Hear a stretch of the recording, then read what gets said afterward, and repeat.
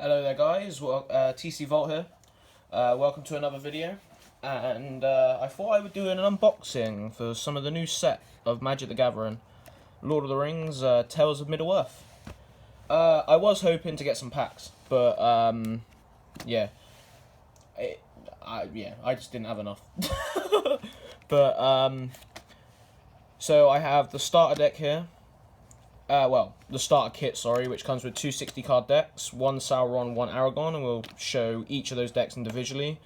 But it also comes with a couple deck boxes, codes to unlock both decks, and a play guide. So this is perfect for people that haven't really played before, but want to learn how. This here, I mean, this has all already been opened. This was for when I attended my local pre-release event. Which is how I managed to get hold of this early. So yeah, hop down to your favourite Wizards store and pick up yours. But it's a very good set. I mean, obviously, if you're a Lord of the Rings fan, then obviously, you know, like, it's perfect for you, really. Anyway, let's get into the unboxing of the starter decks. So... oh yeah, and the Aragon deck is white-green. The Sauron deck is black-red. But there's also a Sauron Commander deck, which looks insane. But yeah, so let's get into this. Bear in mind, I've not seen what's inside this myself yet. I only know a little bit about it from the research I have done. By the looks of it, that's a bit weird. Ha ha ha. So, those are the two deck boxes you'll get. I mean, obviously, it's probably better just using actual deck boxes, because these won't fit them sleeved. They will just fit the 60 cards as it is. So, it's probably best getting proper deck boxes. But, you know, they're good for now. They're good for now, and plus, they look really cool.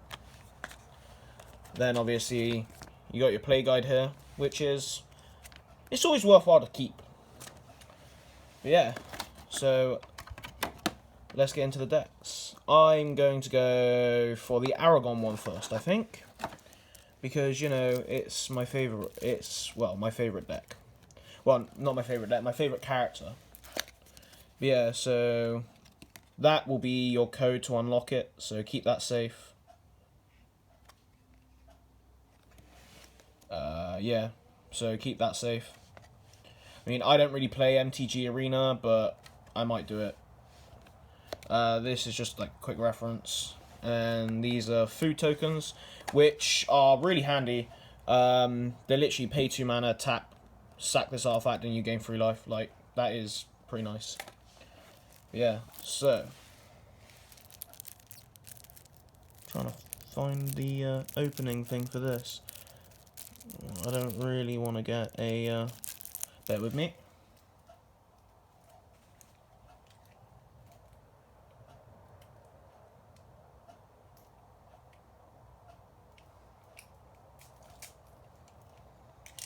There we go.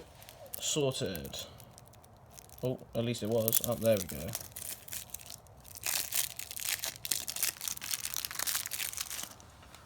So, this is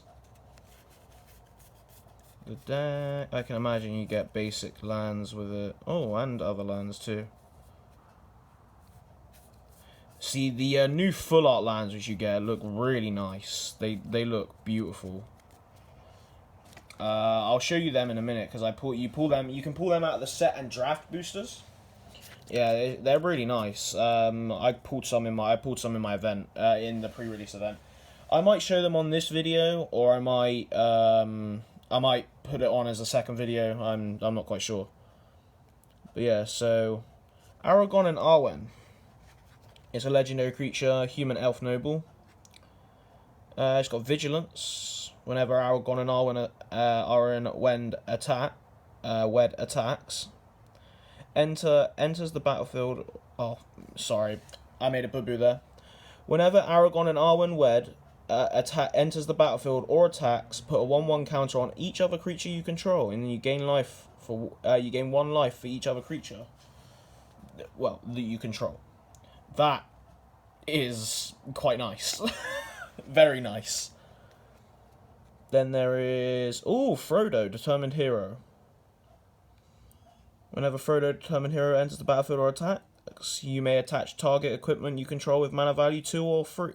With mana value 2 or 3 to Frodo, as long as it's your turn, prevent all damage that would be dealt to Frodo. Oh, interesting. That is quite a nice card. And then Gandalf. Vigilance, whenever you cast a spell, creatures you control get +1/+0 until end of turn, and then you get to scry 1. And yeah, I mean, the effects are really nice on this one too. Oh, so when it dies, it goes back into the library. Interesting. And Galadriel, Gift Giver. This came up, if I remember correctly, this did actually come up in the pre-release event, I believe, with a couple of people, but I'm not 100% sure. You essentially, you can choose, every time it enters the battlefield or attacks, you can choose one of the 3 effects. So put +1/+ counter on another target, creature, create a food token, or create a treasure token. The treasure is basically the same. They haven't changed it at all. So it's basically just tap it, sack it, add 1 mana of any colour. And then Bilbo's Ring. Ooh. So this is essentially the One Ring, but there are cards in it called the One Ring, as most people probably know. And not just the one that's worth a ridiculous amount of money. But yeah, as long as it's your turn, equip the creature as hexproof and can't be blocked. Whenever a cryptic creature attacks alone, I draw a card and lose a life. You can equip. Normally it's an equip 4 cost, but if you equip it onto a halfling, it only costs 1, which is not bad. So as I said before, these will be 60 card decks. By the looks of it, this is just a 3/2, a 3/2 3 mana cost, and it just has flavor text, so it's just basically a beat stick. Oh, Knight of the Keep again. There's 3 Knight of the Keep. Westfold Rider. This came up a lot in that event, a lot. So you can sack it and destroy a target artifact or enchantment, but you can only activate that as a sorcery. So you cannot do it on someone else's turn, which is a big limitation to the card, but still pretty good. Eastmark Cavalier. It's Vigilance, and whenever it deals damage to a goblin or orc, you can just destroy it. So that's pretty nice, and it's a 2/2 and a 2 mana cost. Like, that is quite nice. East Farthing Farmer. When it enters, you create a food, and when you do, target creature you control gets +1/+1 until end of turn for each food you control. This came up in the pre-release event quite a lot too. Protector of Gondor. This came up quite a lot as well. So when Protector of Gondor enters the battlefield, you create a 1/1 white human soldier creature token. I can't remember what it was. There's one, I think it's Rally at the Hornburg, which is it's a red card, and it essentially allows you to create 2 1/1 white human soldiers, and then every human you have every human you control has haste, including those 2 tokens. So basically, if you've got nothing, you can make 2 1/1s and give them haste. Only until the end of that turn. But still, that's pretty good. But yeah, so that would also pair with this very nicely. So you would definitely want both of these, I would probably say. There's probably better variants, but you'd probably definitely want these in, like, I don't know, like a white-red token deck or something like that. That would be interesting for sure. But if I remember correctly as well, the Sauron deck is the Sauron Commander deck is a bit of a mill deck. So that's going to be interesting. Oh, Dundane Blade, yeah. This one's I wasn't going to say really good, but it's okay. It's only good if you equip it to a human because it costs 2 less. But the equipped creature gets +2/+1, so it's still a pretty nice boost. Second breakfast. This is a... One thing I've noticed about the Lord of the Rings set is it's very easy to meme this set, but it's a very nice set, especially if you're a hardcore LOTR fan. Like, it's beautiful. This set made me want to collect Magic again. Up to 2 target creatures, each get +2/+1 until end of turn, and you create a food. Food tokens, I'll be honest, are very, very good in this particular set, just because it's a life gainer. Rosie Cotton of South Lane, another halfling. Whenever she enters the battlefield, you create a food, and whenever you create a token, put a 1/1 counter on target creature you control other than Rosie. So that's pretty nice as well. Banishing Light. When it enters the battlefield, you exile target non-land permanent an opponent controls until Banishing Light leaves the field. That's pretty nice. There's 2 of those in there as well. Oh, I pulled this in the pre-release actually, but I couldn't use it because I was playing different colours. But whenever it's got flying, and whenever 2 or more creatures you control attack a player, target attacking creature without flying gains flying until end of turn. So it basically it creates another flyer. So you can make your, like, if you're attacking with your big creature and they've got no flyers, you can hit for so much more. Like, it's ridiculous. You cannot pass. Oh, it's a 1 mana drop as well. Destroy target creature that blocked or was blocked by a legendary creature this turn. Wow. For a 1 mana drop, that is pretty insane. Mushroom Watchdogs as well. Sacrifice a food, put a 1/1 counter on this card. It gains vigilance until the end of turn. You can only activate it as a sorcery though. And there's 2 of them in the deck. There is 2 Woes Pathfinder as well. This one's very good. It's a 2 mana drop. It's a 1/1, but you can literally tap it for a mana of any colour. And if you want to pay 1 green and 6 other, and then tap this card, another target creature will get +3/+3 and gains trample until the end of turn. I'll be honest though, you're mainly going to want to use this for the mana ramp, because it's just ridiculous. Bag End Porter. So whenever Bag End Porter attacks, it gets +X/+X until end of turn, where X is the number of legendary creatures you control. You know what? I could have used it. I could have used this last night. I pulled a ridiculous amount of legendaries in my packs. Like, literally a ridiculous amount. And there's 2 of them in the deck. Generous N. Oh, this card came up so much. It is so horrible to try and fight against. I hated it. So it's got Reach. So it's a 5/7, a 6 mana drop. It's got Reach. And when it enters the battlefield, you create a food token. But it's also got Forest Cycling 1, which is where you can discard the card and search your library for a forest card, reveal it, and put it into your hand. So, in reality, if you're struggling for mana, you're not going to be able to summon this, you can literally just discard it. Many Partings is good as well. Search your library for a basic land card, reveal it, and put it into your hand, then shuffle and create a food. I mean, food, as you can probably tell, and there's 2 of them. Food, as you can probably tell so far, there is a very big food token mechanic in this game. Well, not in this game, sorry. In this season and this set. Because, well, I mean, they're really good as well. But also, to be fair, hobbits love their food. But also, so Galadrim Bow, which I believe there is just the 1. Indeed, yep. So it's Flash, meaning you can cast it at instant speed. And then whenever it enters the battlefield, you can straight up attach it to a target creature you control and then untap that creature. It gets +1/+2 and has Reach.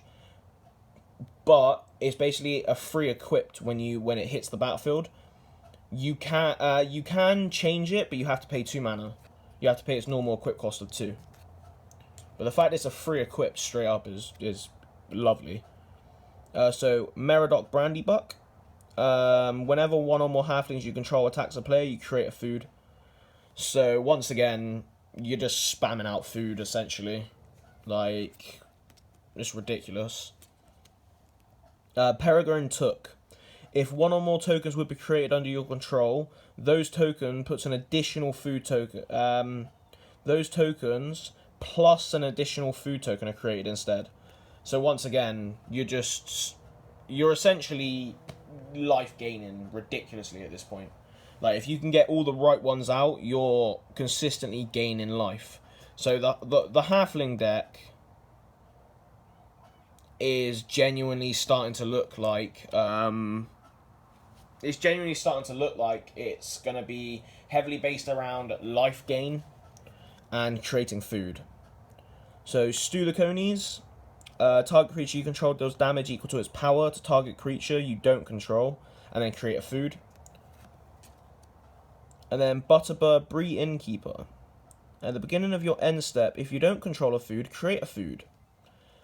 That's useful, but considering the amount of times we're going to be creating food, this deck probably doesn't actually need this card, if I'm honest. It's worthwhile having it there, but I wouldn't say it needs it. Then you have 2 Shiny Terrace, which is just tap it, add a colourless. But then if you want to pay 1 and tap it, you sacrifice Shine Terrace and Shire Terrace, sorry. Search your library for a basic land card and put it onto the battlefield tapped. Oh, sorry about that, guys. But yeah, and then you've got your two color, white and green. It enters the battlefield tapped. When it enters the battlefield, you gain 1 life. So then there is 2 of them. But yeah, so that is the Aragon deck. Well, the Aragon and Anwin deck. Oh, Arwin deck. Is that what it says? Arwin, yeah. Considering I'm a massive LOTR fan, you would have thought I would have got that, but my bad, guys. But yeah, so that is the Aragon and Arwin deck. Now it's time to move on to the Sauron deck. So once again, you've got your food and the other cards, and then let me just open the main part of the deck.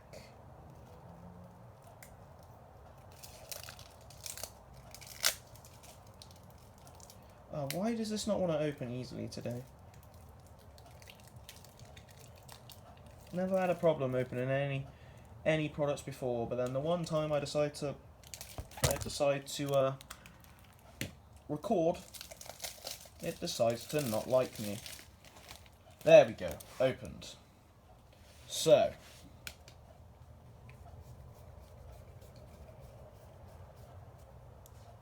let's find and take out the basic lands. Oh, wow.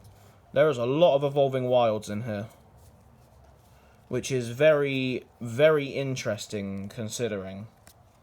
But, you know. Oh well. Anyway, so that's all the basic lands taken out. I'll probably take the Evolving Wilds out too. All they are is you play it, tap it, sack it, and search your library for a basic land card and put it onto the battlefield tapped. And there's 4 of them in the deck, so I can take them out. But yeah, so Sauron the Lidless Eye, which I've been very much looking forward to seeing what they're going to do with these characters. Because I've seen, so the Sauron Commander deck, I can't remember the name of the card, but it's literally like the guy, he allows you to like or make your opponents mill like 5 cards or something, like it's ridiculous. But yeah, so when Sauron the Lidless Eye enters the battlefield, you gain control of target creature an opponent controls until end of turn. Untap it and it gains haste until end of turn. Then you can pay 1 black, 1 red, and a colourless, and creatures you control get +2/+0 until end of turn, and then each opponent loses 2 life. So this would be quite a good card for multiplayer as well, like Commander and that. Like that would be quite good. I mean, what I'm thinking of probably doing is once I get the Sauron deck, I'm probably going to be incorporating a lot of these cards into that deck to make it better, because I don't really want to just be playing with a well, I don't really want to be playing with just a precon. I mean, they're good, but not ideal. So, Gollum Scheming Guide. I did actually pull another Golem card in my pre-release pack, which I will probably... I don't want to make the video too long, so I will probably show you that in another video. But yeah, so whenever Golem Scheming Guide attacks, look at the top 2 cards of your library and put them back in any order. Then choose land or non-land. An opponent guesses whether the top card of your library is the chosen kind. Reveal the card, and if they guessed right, remove Golem from combat. Otherwise, you draw a card and Golem can't be blocked this turn. That's quite nice. That is quite nice. Ooh, Witch King, Bringer of Ruin. Flying, and whenever Witch King, Bringer of Ruin attacks, defending player sacks a creature with the least power among creatures they control. If that said most power among creatures they control, that would be ridiculous. Fires of Mount Doom. So when Fires of Mount Doom enters the battlefield, it deals 2 damage to target creature an opponent controls. Destroy all equipment attached to that creature. Wow, so that, by the sounds of it, is going to directly combat the Aragon deck. Because a lot of them, there are a few of the commander decks that just allow equipments to be attached at ridiculous speeds. Like, so, and also that against equipment decks is going to be good. Unless, of course, you got that, like, 2017 one that made it better. Which is, a lot of their equipments can become indestructible, which is ridiculous. But yeah, and then you can pay 1 red, 2 colorless, and exile the top card of your library. You may play that card this turn, and when you play a card this way, Fires of Mount Doom deals 2 damage to each player. Oh, that'd be better if it said to each creature, but the fact it says to each player, it means it also hits you for 2, if I remember correctly. But that I'm not 100% sure about. Ooh, the Balrog, Flame of Udun. Trample, and then when a legendary creature an opponent controls dies, put the Balrog, Flame of Udun on the bottom of its owner's library. Fair enough. It's a 7/7 as well, Jesus.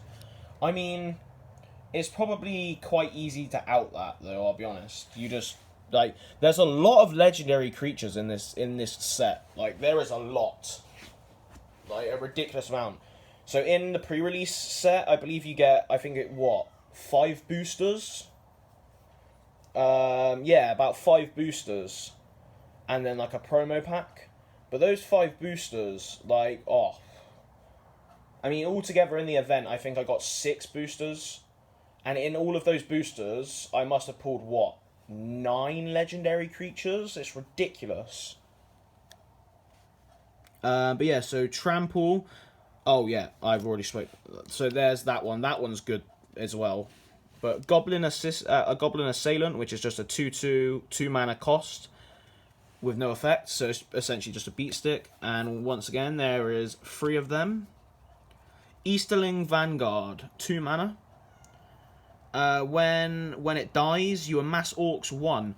That's interesting, because that means that...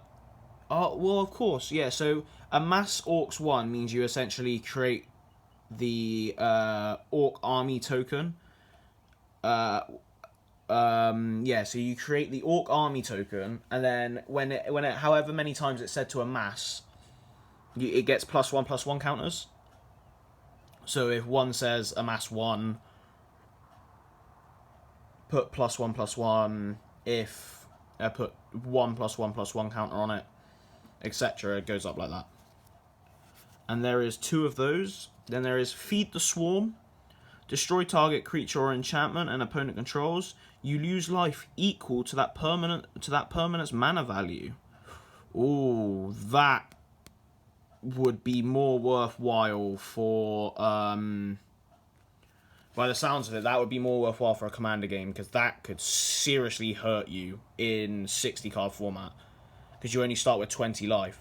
So say there's one with, I don't know, like you have no choice but to destroy a permanent that has a ridiculous mana cost. You could be getting hit hard by yourself. But then again, at that point, you probably just wouldn't play this, if I'm honest.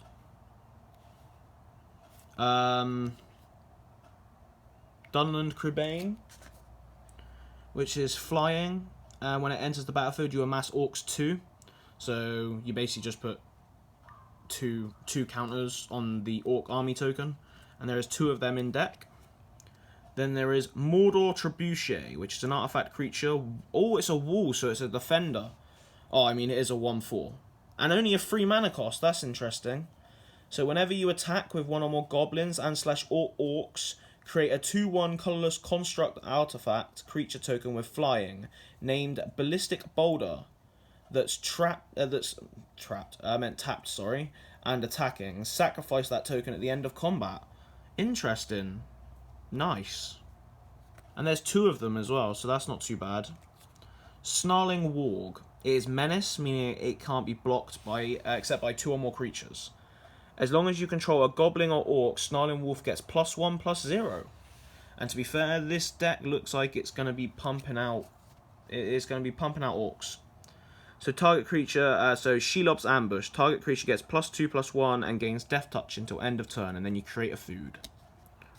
That's the first thing that creates a food that we've seen in this deck so far. Interesting. Nasty End. As an additional cost to cast a spell, sack a creature. Draw 2 cards. If the sacrifice creature was legendary, you draw 3 cards instead. That's interesting. It could be a hand-fixing card right there. Gothmog, Morgul Lieutenant. I pulled this in the pre-release event, and it's a really nice card. So, when Gothmog Morgul Lieutenant enters the battlefield, you amass Orcs 1. Creature tokens you control have Death Touch. So not only does it make it stronger, but then it also gives it Death Touch, meaning even if it's only a 1/1, yes, it might die in the blocking or the attacking, but whatever blocks it is going to die too. So it could be a way of baiting them into, you know, losing their creature.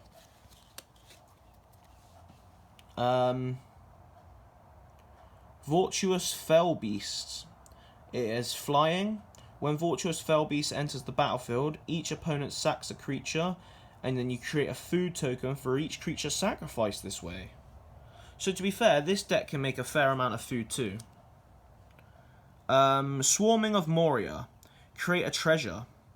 Amass Orcs 2. That's not too bad actually, to be fair. Orlog High Crusher. These are good cards. Trample, but it can't block unless you control a goblin or an orc. Upsettingly, the one thing I am upset about is that this is a troll. So if you control number 2, for example, you still can't block with it, which is upsetting, but also does make sense. And then there is Oliphant. So it's Trample. Whenever Oliphant attacks, another target creature you control gets +2/+0 and gains Trample until the end of the turn. And then it's got Mountain Cycling, which is exactly the same as Forest Cycling, except only for red mana. So it has to be a mountain that you would search for. Cast into the Fire is a good card. I pulled this in the pre-release as well. So it's an instant, you choose one. It deals 1 damage to each of up to 2 target creatures, or you can exile a target artifact. For a 2 mana drop, that's pretty nice.